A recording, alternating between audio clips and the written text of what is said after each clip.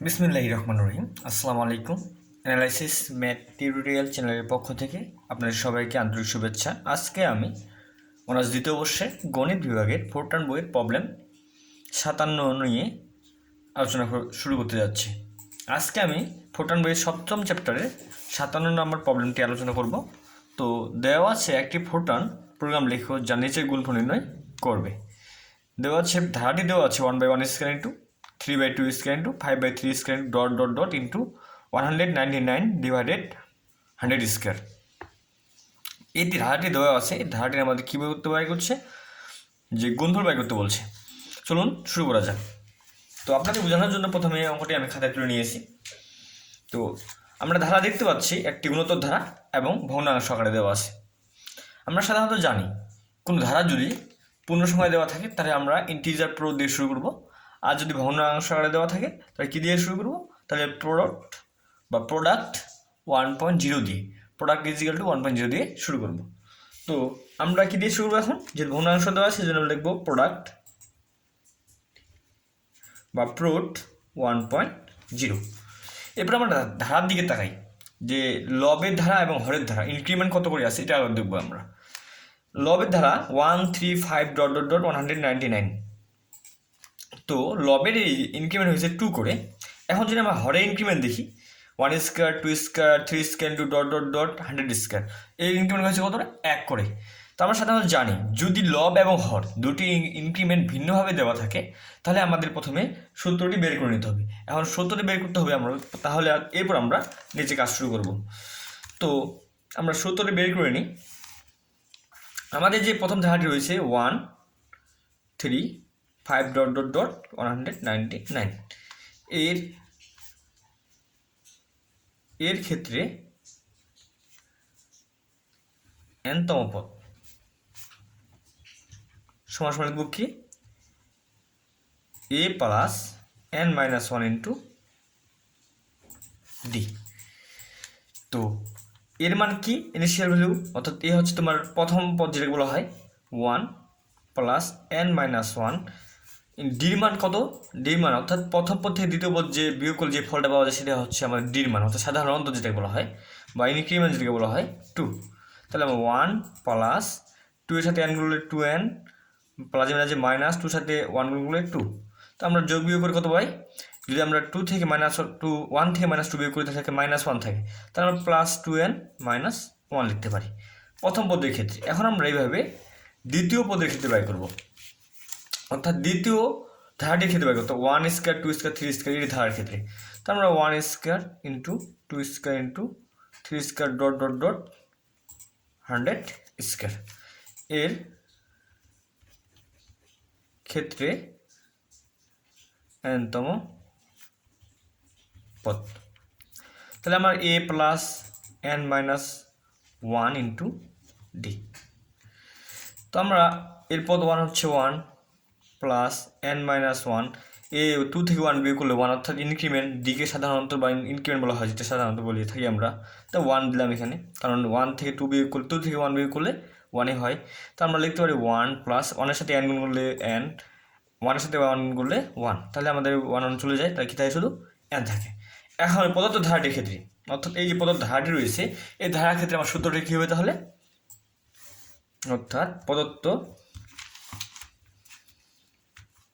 অর্থাৎ 1/1 square into 1/2 square into 1/1 square into 3/2 square into 5/3 square into dot dot dot 199/100 square এর ক্ষেত্রে আমরা লিখতে পারি সূত্রটা কি, যে ক্ষেত্রে nতম পদ সমান লিখতে পারে কি জানো, এই যে লবে থাকবে 2n-1 ডিভাইডেড হরে থাকবে n। এখন আমরা যখন আমরা পড়া শুরু করবো প্রোড 1 লিখবো, এরপরে আমাদের কাজ কি, যেহেতু এটা nতম পদ নয় সেক্ষেত্রে আমাদের ডু লুপ নিতে হবে, দিয়ে শুরু করতে হবে ডু এর পর সাধারণত আমরা কী ব্যবহার করে থাকি, 11 নাম্বার বা 11 নাম্বার ব্যবহার করে থাকি, 1 থেকে 100 এর মধ্যে যে কোনো একটি সংখ্যা। তো আমি এখানে 8 নিলাম, এরপর একটা ভেরিয়েবল ব্যবহার করে থাকি বা চলক যেটাকে বলে থাকি আমরা এ টু জেডের মধ্যে, তো আমি জে নিলাম এখন জে। এখন যে এখানে কাজটা নিব অর্থাৎ আমাদের এখানে যে পদটা নিব এখানে যে মানগুলো নিব সেগুলো অবশ্যই হর দিয়ে শুরু করবো, অর্থাৎ হরের ধারা দিয়ে সবসময় হরটি করার চেষ্টা করব প্রোগ্রামটি লেখার। তো হরের ইনিশিয়াল ভ্যালু হচ্ছে আমাদের 1, ফাইনাল ভ্যালু হচ্ছে আমাদের 100, ইনক্রিমেন্ট কত করে হয়েছে 1 করে হয়েছে, সেই জন্য দিলাম 1। এরপরে কী কাজ, এরপর আমাদের সূত্র প্রয়োগ করতে হবে। সূত্রটা আমরা অলরেডি বের করে রাখছি এটুকু অংশ। তো প্রথম অংশ আমাদের প্রোড লিখতেই হবে, যেহেতু প্রোড ইজ ইকাল টু প্রোড ইন্টু প্রথম পদের ক্ষেত্রে 2n - 1, তো এনকে আমরা কিসের মাধ্যমে নিয়েছি, জের মাধ্যমে নিয়ে নিয়েছি, সেজন্য আমরা লিখতে পারি এখানে রিয়াল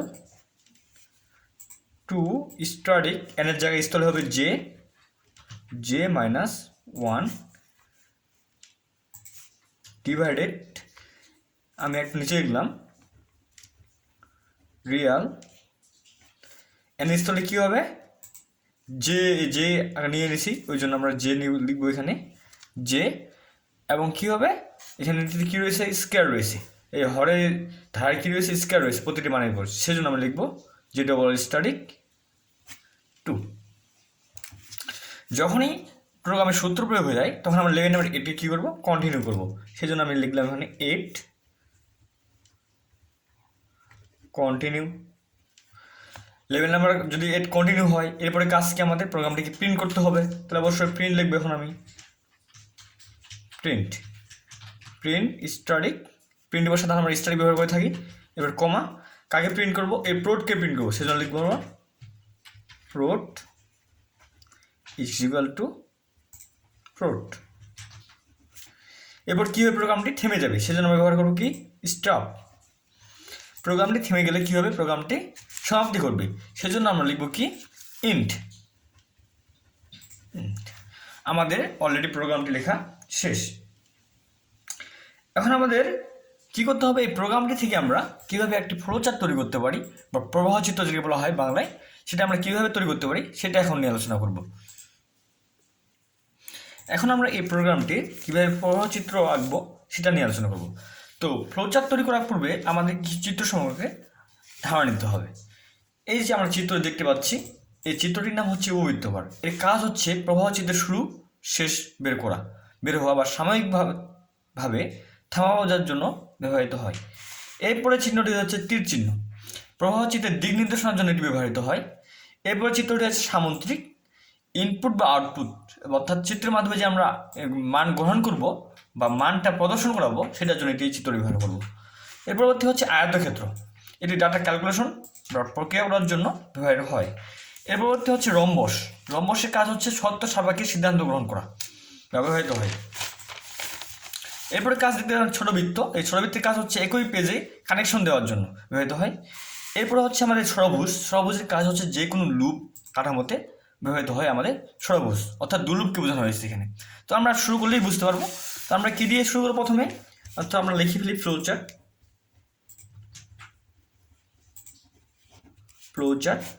এখন আমরা এই প্রোগ্রাম থেকে কীভাবে ফ্লোচার্ট আঁকবো, তো আমাদের চিত্রে প্রথম শুরু একটা উপবৃত্তাকার বৃত্ত নিতে হবে, সেখানে লিখতে হবে স্টার্ট, এটি প্রত্যেকটা চিত্রের ক্ষেত্রে লিখতে হবে স্টার্ট। এরপর আমরা একটা তীর চিহ্ন দেবো ছোটো করে দিক নির্দেশনা দেওয়ার জন্য, নিচের দিকে আসবে। এরপর কী করছি আমরা ডু লুপ ব্যবহার করছি, আচ্ছা মান গ্রহণ করছি প্রোড থেকে লিখছি আমরা প্রোড ইজ ইকাল টু 1.0। তো প্রোড মান গ্রহণ করছে 1.0, তাহলে এটি কোন চিত্র হবে, আমরা সবসময় আমি বলে থেকে আসছি এই চিত্র এখান থেকে যদি ইনপুট বা আউটপুট মান ইনপুট অর্থাৎ গ্রহণ বা বর্জন প্রদর্শন করার জন্য কোন চিত্রটা হয় সামন্ত্রিক চিত্র ব্যবহৃত হয়। তাহলে আমরা এখন কোন চিত্র আঁকবো, এখন সামন্ত্রিক চিত্রটা এঁকে ফেলবো, এই সামন্ত্রিক চিত্র এঁকে ফেললাম। কি লিখছিলাম প্রোড ইজ ইকাল টু 1.0।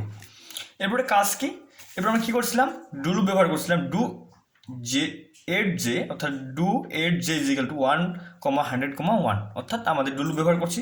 ডু লুপের জন্য আমরা সাধারণত ব্যবহার করি কী চিত্র ব্যবহার করে থাকি, ষড়ভুজ চিত্র ব্যবহার করে থাকি। এখানে স্পষ্টভাবে বলে দিয়েছি যে ষড়ভুজ যে কোনো লুপ কাঠামোতে ব্যবহৃত হয়, যেহেতু আমার লুপ কাঠামো ডু লুপ একটা কাঠামো, তো সেই জন্য আমি এখানে এই তীর চিহ্ন দিব নির্দেশনা দেওয়ার জন্য।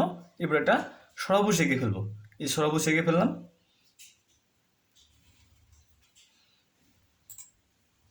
কি লিখছিলাম যে do 8j is equal to 1, 100, 1, তা do 8j is equal to 1, 100, 1। এরপর কি লিখছিলাম আমি যে সিদ্ধান্ত অর্থাৎ ক্যালকুলেশনের জন্য সূত্র ব্যবহার করছিলাম prod is equal prod real 2 static j - 1 divided real j double static 2। তো আমরা সাধারণত একটা আমি আপনাদের বারবার বলছি যে ক্যালকুলেশনের জন্য ডাটা ক্যালকুলেশনের জন্য কোন চিত্র ব্যবহার করে থাকি, এই যে ডাটা ক্যালকুলেশনের জন্য আমরা ব্যবহার করে থাকি আয়তক্ষেত্র। তো এরপর আর চিত্রটাই হবে আয়তক্ষেত্র, এর তীর চিহ্ন দিতে হবে বোঝানোর জন্য। এরপর আমরা একটা আয়তক্ষেত্র এঁকে ফেলবো, এই যে আয়তক্ষেত্র এঁকে ফেললাম। সূত্রটি লিখে ফেলি আমরা এখানে prod is equal to prod static real 2 static j - 1 divided Real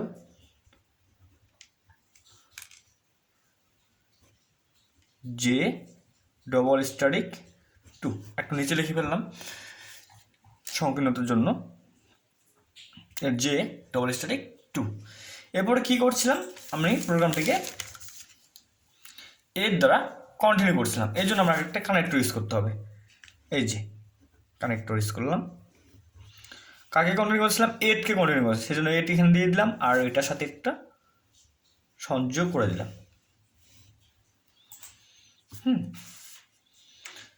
তো সংযোগ কেন হলো, যে প্রোড অর্থাৎ প্রোডের মানটা যতক্ষণ পর্যন্ত 199 ডিভাইডেড 100 স্কয়ার না আসে ততক্ষণ পর্যন্ত হবে কন্টিনিউ হতে থাকবে। হতে হতে এক সময় প্রোডের মানটা 199/100 স্কয়ার হয়ে যাবে। যখন এটা আসবে তখন কী প্রোগ্রামটিকে প্রিন্ট করবে, সেজন্য আমরা কী চিত্র ব্যবহার করব, আমরা সাধারণত ইনপুট এবং আউটপুটের জন্য ব্যবহার করি সামুদ্রিক চিত্র, সেজন্য আমি এখানে সামুদ্রিকই বলবো। প্রিন্ট লিখব প্রোড। এই প্রোগ্রামটি কী হবে, থেমে যাবে, সেজন্য আমরা ব্যবহার করে থাকি স্টপ।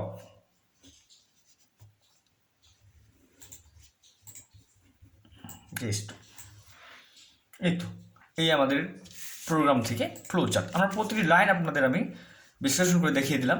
যদি আমার চ্যানেলটি অর্থাৎ আমার ক্লাসটি আপনাদের ভালো লেগে থাকে অবশ্যই সাবস্ক্রাইব করবেন আর বেশি বেশি করে আপনাদের ফ্রেন্ডদের সাথে শেয়ার করবেন।